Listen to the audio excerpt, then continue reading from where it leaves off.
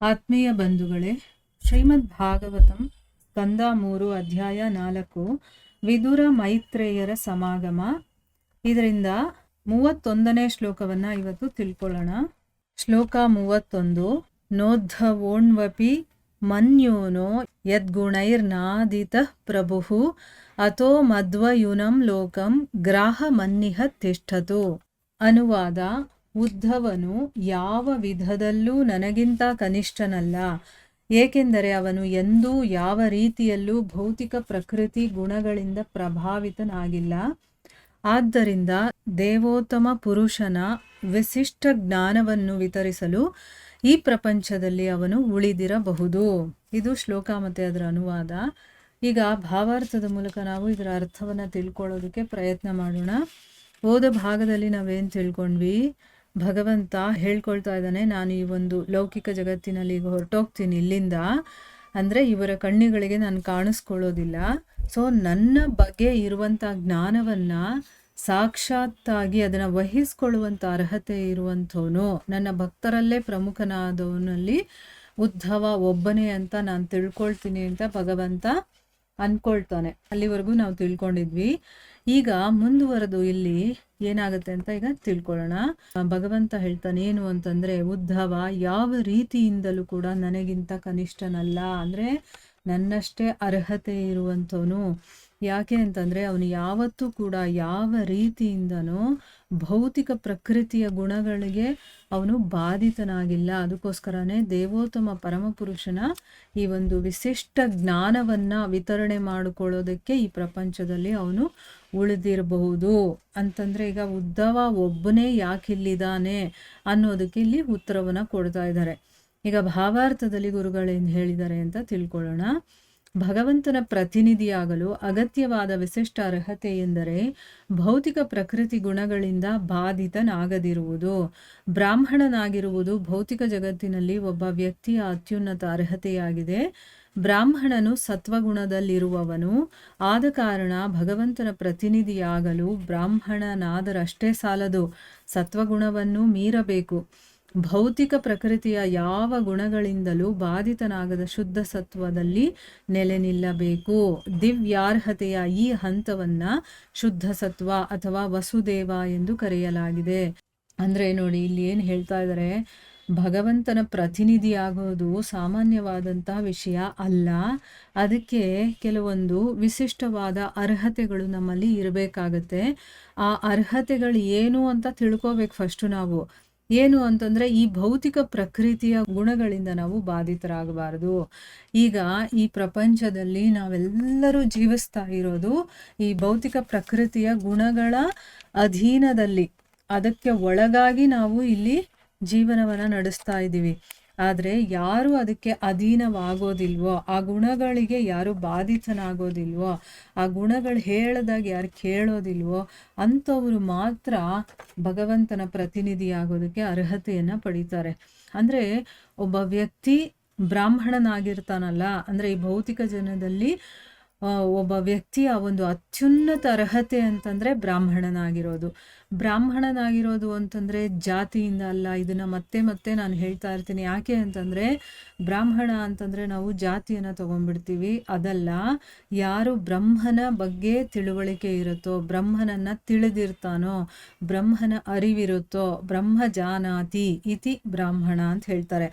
ಅಂದರೆ ಬ್ರಾಹ್ಮಣ ಅಂತಂದ್ರೇ ಬ್ರಹ್ಮನನ್ನು ಅರಿತಿರೋವನು ಅಂತ. ಅವನು ಯಾವ ಕುಲದಲ್ಲೇ, ಯಾವ ಒಂದು ಆಶ್ರಮದಲ್ಲೇ ಇರಲಿ, ಯಾವ ವರ್ಣದಲ್ಲೇ ಇರಲಿ, ಯಾರು ಸತ್ವಗುಣದಲ್ಲಿ ಇರ್ತಾನೋ, ಬ್ರಾಹ್ಮಣತ್ವವನ್ನು ಪಡೆದಿರ್ತಾನೋ ಅವನನ್ನು ಬ್ರಾಹ್ಮಣ ಅಂತ ಹೇಳೋದು. ಅವನು ನಿಜವಾಗ್ಲೂ ಇದಕ್ಕೆ ಅರ್ಹತೆ ಇರ್ತಾನೆ.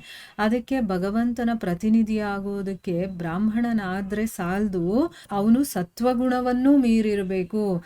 ನೋಡಿ, ಈ ಗುಣಗಳನ್ನು ಮೀರುವಂಥವನು ಶೂದ್ರನಾಗಿದ್ರೂ ಪರವಾಗಿಲ್ಲ ಜಾತಿಯಿಂದ, ಆದರೆ ಸತ್ವಗುಣವನ್ನು ಮೀರಿದ್ರೆ ನಿಜವಾಗ್ಲೂ ಅವನಿಗೆ ಅರ್ಹತೆ ಇದೆ ಅಂತ ಅರ್ಥ.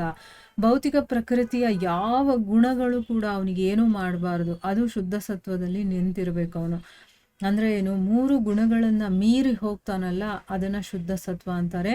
ಯಾರು ಈ ಒಂದು ದಿವ್ಯವಾದ ಅರ್ಹತೆಯನ್ನು ಪಡೆದಿರ್ತಾರೋ ಆ ಹಂತವನ್ನು ಏನಂತ ಕರೀತಾರೆ, ಶುದ್ಧ ಸತ್ವ ಅಥವಾ ವಸುದೇವ ಅಂತ ಕರೀತಾರೆ. ವಸುದೇವ ಸ್ಥಿತಿ ಅಂತ ಹೇಳ್ತಾರೆ ಅದನ್ನು.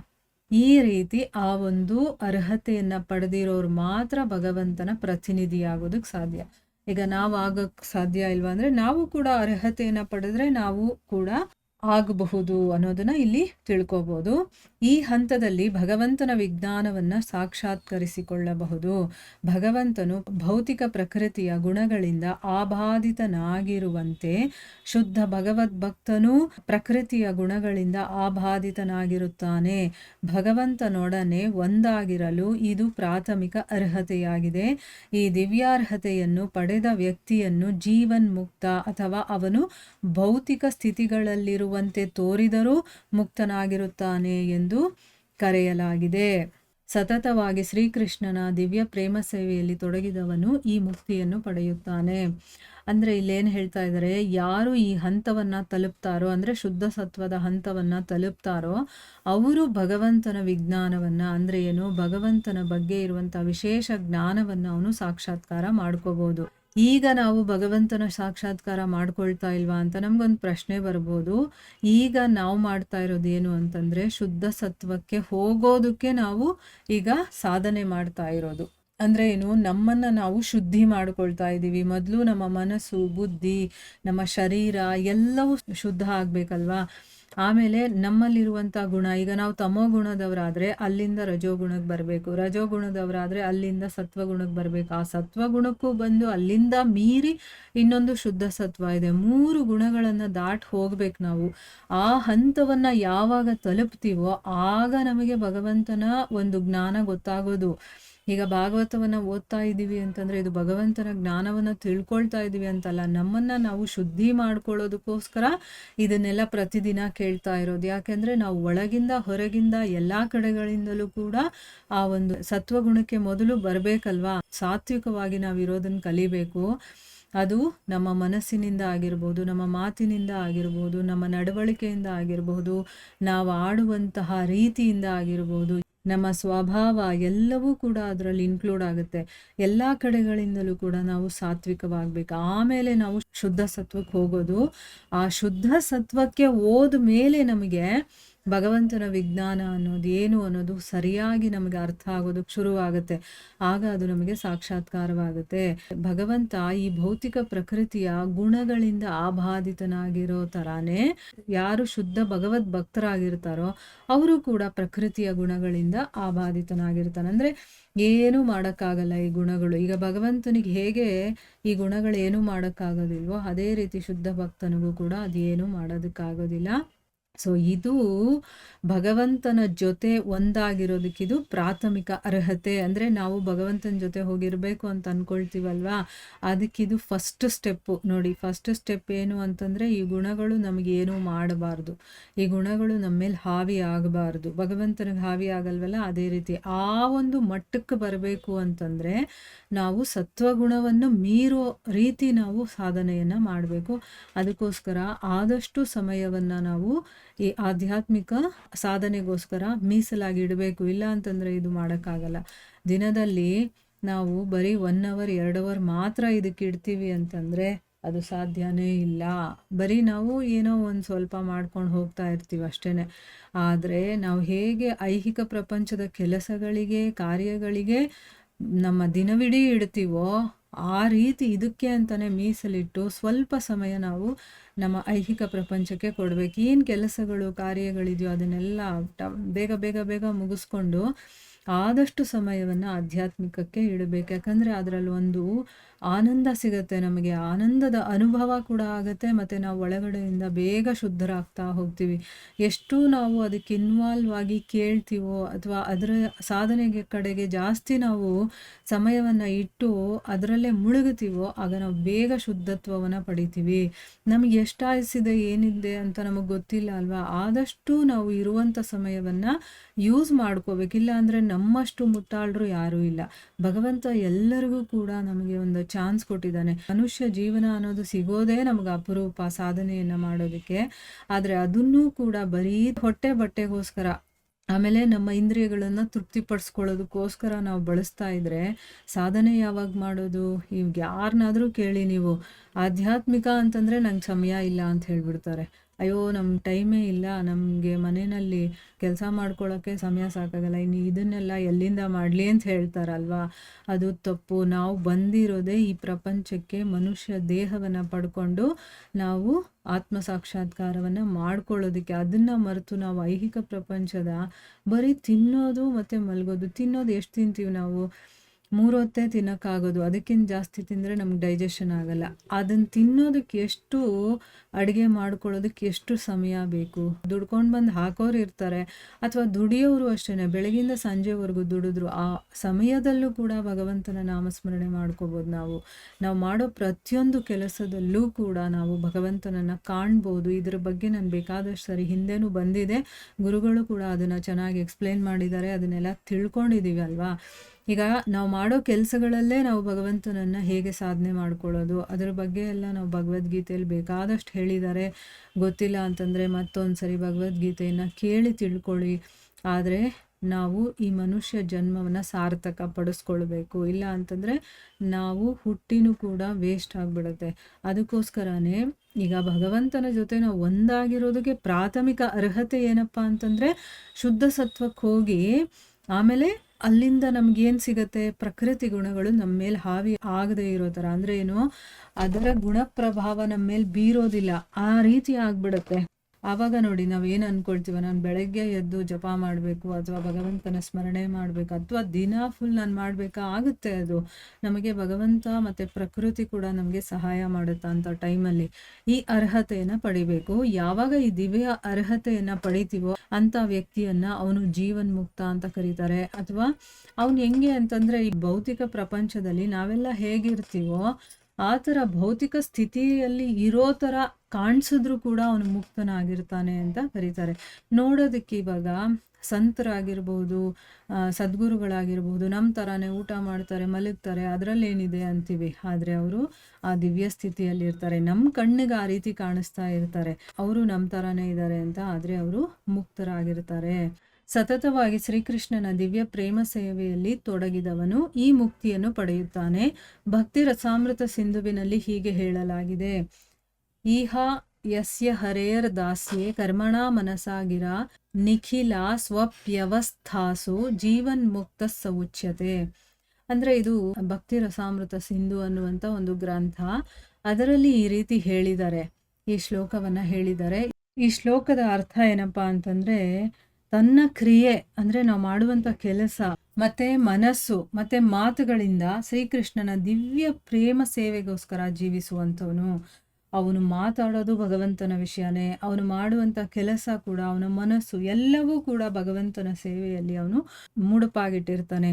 ಅಂದರೆ ಅವನು ನೋಡೋದಕ್ಕೆ ಈ ಪ್ರಪಂಚದಲ್ಲಿ ಸಾಮಾನ್ಯ ಜನರು ಹೇಗಿರ್ತಾರೋ ಅದೇ ರೀತಿ ಕಾಣಿಸಿದ್ರು ಕೂಡ ಅವನು ಖಂಡಿತವಾಗ್ಲೂ ಕೂಡ ಮುಕ್ತನಾಗಿರ್ತಾನೆ ಅನ್ನೋದು ಈ ಒಂದು ಶ್ಲೋಕದ ಅರ್ಥ.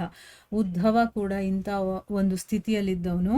ಹೀಗಾಗಿ ಪ್ರಪಂಚದ ದೃಷ್ಟಿಯಲ್ಲಿ ಭಗವಂತ ದೈಹಿಕವಾಗಿ ಇಲ್ಲದೆ ಇದ್ದಾಗ ಅವನ ನಿಜವಾದ ಪ್ರತಿನಿಧಿಯಾಗೋದಕ್ಕೆ ಅವನು ಆಯ್ಕೆಗೊಳ್ತಾನೆ. ಅಂದರೆ ಭಗವಂತನೇ ಅವನನ್ನು ಸೆಲೆಕ್ಟ್ ಮಾಡ್ತಾನೆ, ಇವನು ನನ್ನ ವಿಷಯವನ್ನು ತಿಳಿಸೋದಕ್ಕೆ ಸರಿಯಾದ ವ್ಯಕ್ತಿ ಅಂತಂದ್ಬಿಟ್ಟು.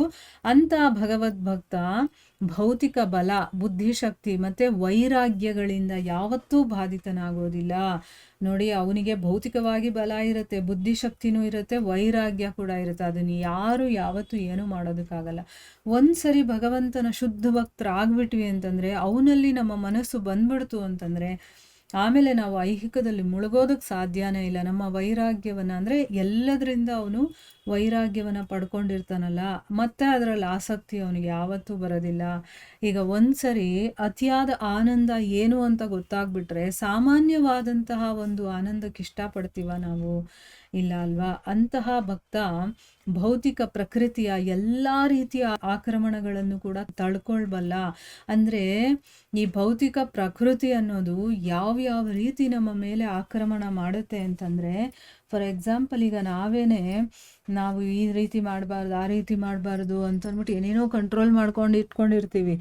ಆದರೆ ಪ್ರಕೃತಿ ಏನು ಮಾಡುತ್ತೆ, ನಮ್ಮನ್ನು ಟೆಸ್ಟ್ ಮಾಡೋದಕ್ಕೋಸ್ಕರ ನಮ್ಮ ಮೇಲೆ ಆಗಾಗ ಏನಾದರೂ ಒಂದು ಬಾಣಗಳನ್ನು ಬಿಡ್ತಾ ಇರ್ತಾಳೆ ಆ ಪ್ರಕೃತಿ ಮಾತೆ. ಇವನನ್ನು ಹೇಗಾದರೂ ಮಾಡಿ ಟೆಸ್ಟ್ ಮಾಡ್ಬೇಕು, ನಾನು ನಿಜವಾಗ್ಲೂ ಇವನು ಭಕ್ತನಾಗೋದಕ್ಕೆ ಅರ್ಹತೆ ಇದೆಯಾ, ಭಗವಂತನಿಗೋಸ್ಕರ ಅವನು ಮಾಡ್ತಾ ಇದ್ದಾನ ಅಂತಂದ್ಬಿಟ್ಟು. ಎಕ್ಸಾಂಪಲ್ಗೆ ನೋಡಿ, ಪ್ರತಿದಿನ ಸತ್ಸಂಗಕ್ಕೆ ಹೋಗ್ತಾ ಇರ್ತೀವಿ ಅಂತ ಇಟ್ಕೊಳ್ಳಿ. ಆದರೆ ಒಂದು ದಿವಸ ಏನಾಗುತ್ತೆ, ಯಾರೋ ಬಂದು ಅಯ್ಯೋ ಏನು ದಿವಸ ಸತ್ಸಂಗಕ್ಕೆ ಹೋಗ್ತೀರಾ, ಬನ್ನಿ ಇವತ್ತು ಫಿಲಮ್ಗೆ ಹೋಗೋಣ ಅಂತ ಕರೀತಾರೆ ಅಂತ ಇಟ್ಕೊಳ್ಳಿ. ಮನಸ್ಸಾಗ್ಲ ಚಂಚಲವಾಗುತ್ತೆ. ನಮಗೆ ನಿಜವಾಗ್ಲೂ ಭಗವಂತನಲ್ಲಿ ಭಕ್ತಿ ಪ್ರೀತಿ ಇದ್ದರೆ ಒಂದು ದಿವಸ ನಾನು ಸತ್ಸಂಗವನ್ನು ಬಿಟ್ಟರೆ ನನಗೆ ಲಾಸು ಅನ್ನೋದು ನಮಗೆ ಗೊತ್ತಾಗುತ್ತೆ.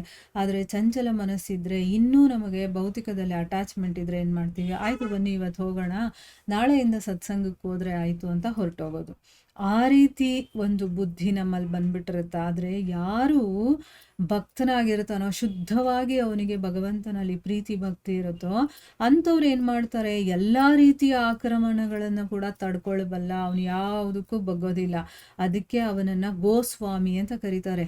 ಅಂದರೆ ಏನು, ಈಗ ನಾವೆಲ್ಲ ಏನು ಗೋದಾಸರು. ಗೋ ಅಂತಂದರೆ ಇಂದ್ರಿಯಗಳು, ಆ ಇಂದ್ರಿಯಗಳಿಗೆ ದಾಸರಾಗಿದ್ದೀವಿ. ಆದರೆ ಶುದ್ಧ ಭಕ್ತರು ಏನಾಗಿರ್ತಾರೆ, ಗೋಸ್ವಾಮಿಗಳಾಗಿರ್ತಾರೆ. ಅಂದರೆ ಏನು, ಅವ್ರು ಹೇಳಿದಾಗ ಇಂದ್ರಿಯಗಳು ಕೇಳ್ತಾ ಇರುತ್ತೆ ಹೊರತು ಇಂದ್ರಿಯಗಳು ಹೇಳಿದಾಗ ಅವನು ಕೇಳೋದಿಲ್ಲ.